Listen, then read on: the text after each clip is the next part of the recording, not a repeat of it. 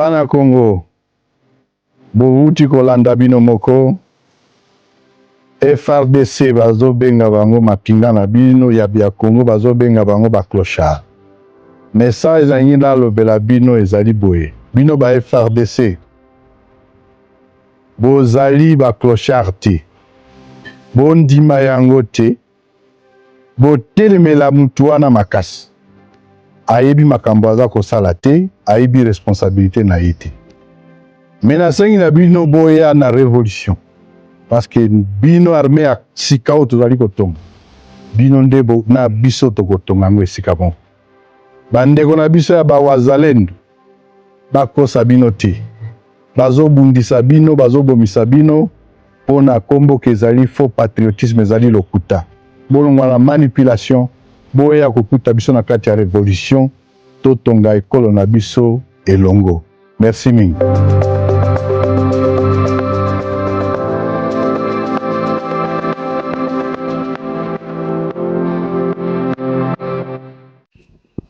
Bandeko babolingo ba amoureux ya Chronique du Net TV, ba amoureux ya analyse objectif, bino ba patriote ya solo na pesi bino mbote. Batu ya Tshisekedi bakobeta maboko ete Corneille Nangaa a se retiré na ville ya Uvira. Négociation na se ya mesa eza kotambola, eza kosalema makasi. Soki lelo Corneille Nangaa bandeko andimi ko se retirer na ville ya Uvira, mais pas aux avirons ya Uvira, kaka na ville ya Uvira. Ako continuer kozala na baluvungi, ba senge, ba kote kuna nyosa kotikala. Kaka na ville ya Uvira nda ko se retirer. Alors nini nde ba pesi Corneille Nangaa na mesa? Nini nde ba sololi po Corneille Nangaa akoma na niveau ya kondima ko retirer batu? Et puis qui lui a proposé cela? Nini nde Tshisekedi andimi sika kosala comme échange? Parce que toyebi bien avant bozela nazo kota kuna na kati. Bandeko na ngai de partout dans le monde awa tozako analyser, tozako solola Congo, tozako analyser Congo, tozako tala nini ezako leka na mboka na biso et puis tozako lobela yango avec amour, avec force.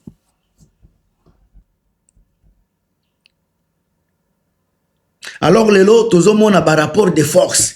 Ndeko na ngai François Mbukuka sesika oza, merci na ba soutien na yo, président ya FMK mondial mais quartier général eza na niveau ya France et Paris, ou eza na posa ya ko communiquer na ye boke na ba réseaux sociaux na nyonso kombo na ye François Mbuku na Facebook, ba TikTok place nyonso boku tayebo solola aza mutu moko ouvert, aza na ba vision ya mboka.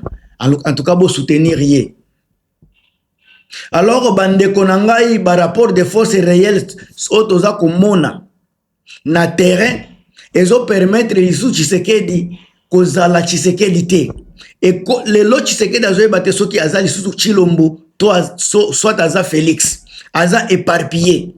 Makambo auti kopesa, makambo aza kopesa na mesa lelo pona kope nani pona retrait ya Corneille Nangaa na ville ya Uvira ekokamusa bino bandeko. Makambo ya kolobeze ebele. Est-ce que Nangaa kondima yango ou bien Nangaa kaka aza na stratégie ya kolakisa ke je suis prêt pona dialogue?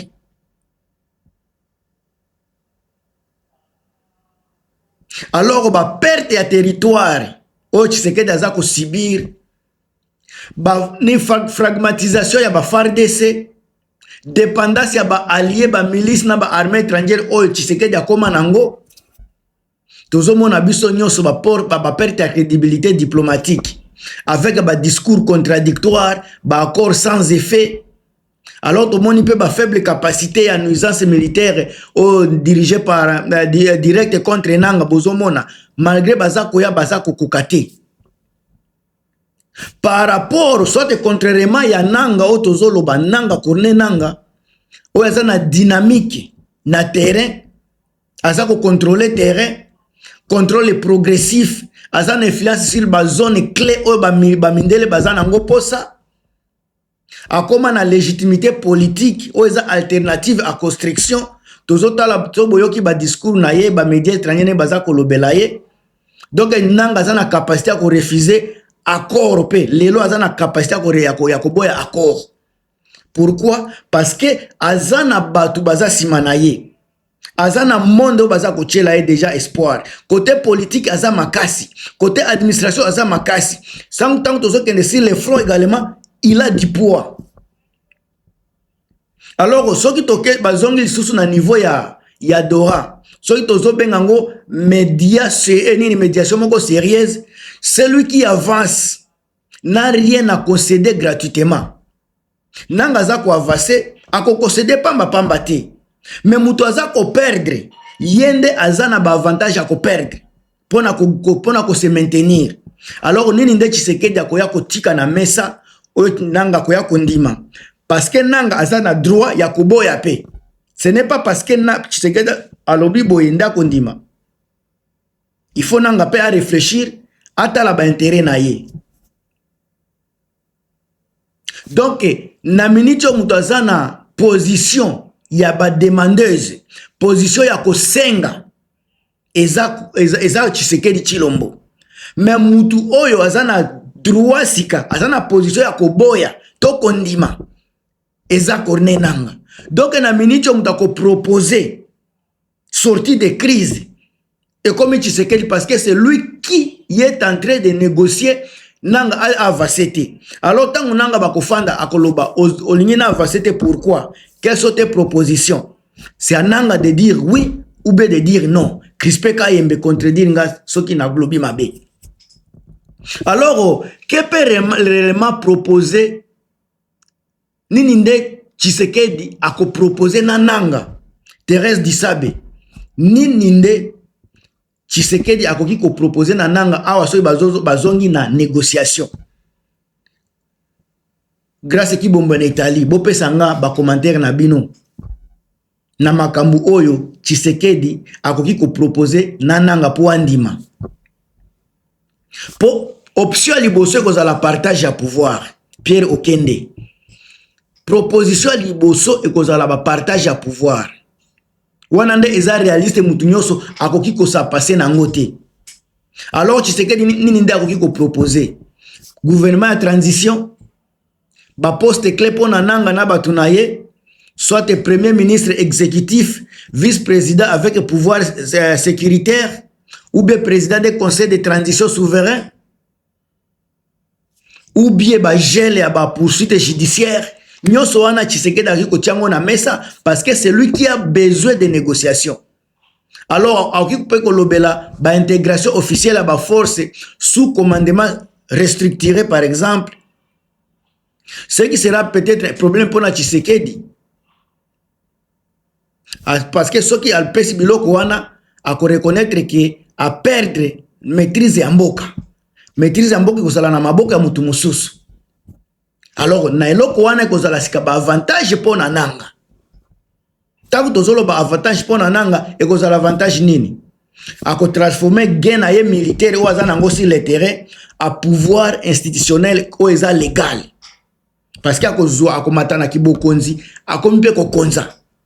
So ba pesier par exemple vice-président avec pouvoir sécuritaire. Donc tu sais qu'il y a perdre. Et puis ba pesi ba gela ba poursuite judiciaire parce qu'il y a ko pesa kaka mon côté, makambo bela ko pesa. On a pesi kaka option ya pouvoir ya transition, ya ko partager pouvoir. Ba élément eza ebele Delphin Manzeze ba élément eza ebele. Bande ko nanga ya Kolwezi. Boza ko benga merci na ba soutien na bino bande ko nanga ya Canada na États-Unis na Europe Afrique mobimba merci na ba soutien na bino merci en tout cas tokota na sacrifice partiel à pouvoir et lokami balé oyo Tshisekedi ako proposer na Nanga parce que na minicho ce n'est pas Nanga qui va proposer tangu Nanga zalaki na proposition ya faiblesse c'est lui qui proposait na minicho c'est Nanga qui propose et non plus Tshisekedi, c'est Nanga qui propose, mes chers amis. C'est Nanga qui propose. Alors, option ami balé, non, c'est Nanga qui décide, pardon. C'est Tshisekedi qui propose et la décision d'accepter revient à Corneille Nanga. Je m'excuse, Nani Nabilo Kwana. Alors, proposition, à part partage à pouvoir, exemple, banini ba solution ya service. solution ya survie akoki koloba boye akoki kotikala président symbolique kaka président a abandonné ba contrôle ya makambo nyonso ya armée ya finance ya province ya est ba engagement à ne pas se présenter na élection ya kolandela et puis calendrier électoral contrôlé par une autorité conjointe. Bozomona ba biloko wana ekoki kokoma Tshisekedi akoma na niveau ya ko proposer biloko wana. Encore une fois, la personne qui a le pouvoir de décider ya kondima soit koboya c'est Corneille Nangaa, ce n'est plus Tshisekedi. Alors na sens wana sikana na solution ya survie Tshisekedi akoluka à se laver la face, à se sauver la face pardon, mais sans kozala na pouvoir réel.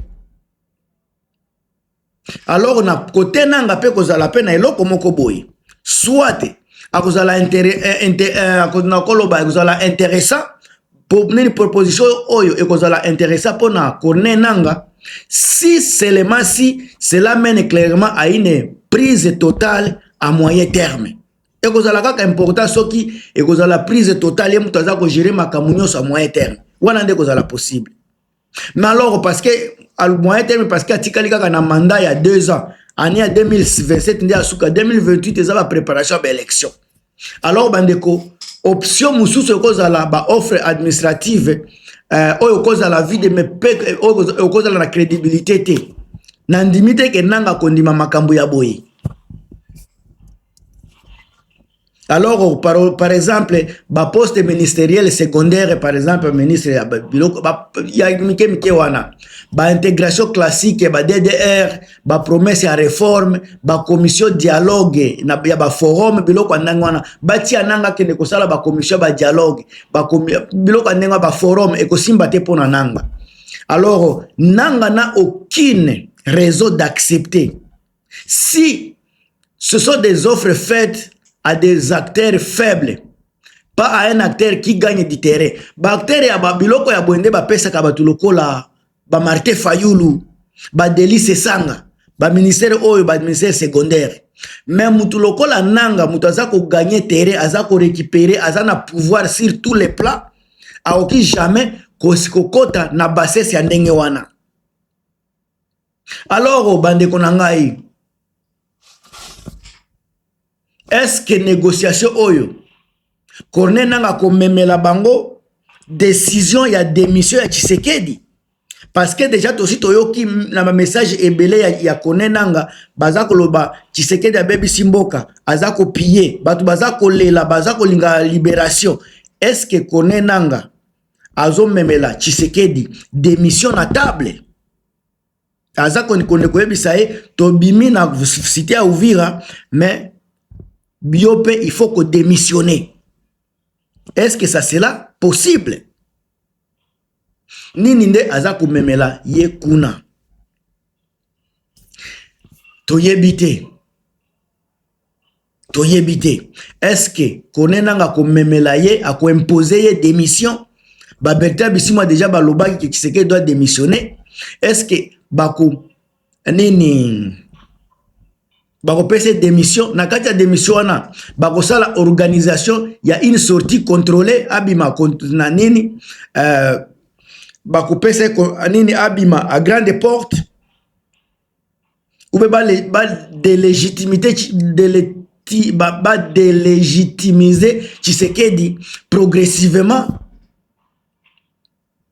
et kozala ba carte oyo Nangai nayo toyebite toza ko estimer que comme baloba mingi déjà makambo ya démission et loko bazo memele na mesa sika eza démission.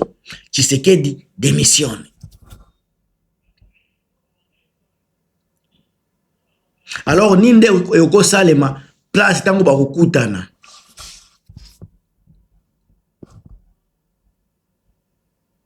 Est-ce que ekozala soutien diplomatique moko minimal, pression pour accepter partage ya pouvoir et bakoyebisa ba partager pouvoir ou bien vous allez refus à soutien militaire réel makambo eza ebele o bazako loba bazako solola na se amesa biso tozomona yango te.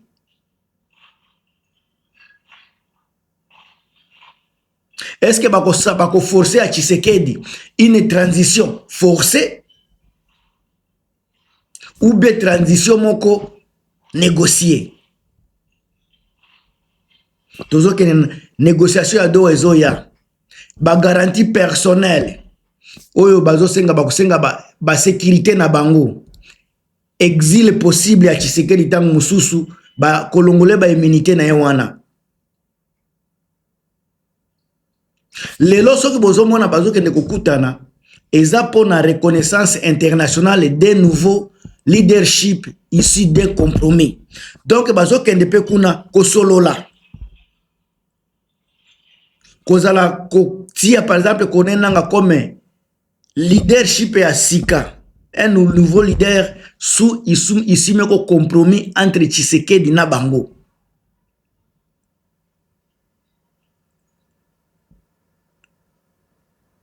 Alors bandeko awa totala soki nanga bakondima babandim déjà ko se retirer totala nini ekoleka tangu bakokende na ba négociation. Ça sera quand pour bakutana ekozwa combien de temps, dans 2 semaines, dans 3 semaines, dans 1 mois, toyebite. On a nous toyebi Tshisekedi azalaka konherati.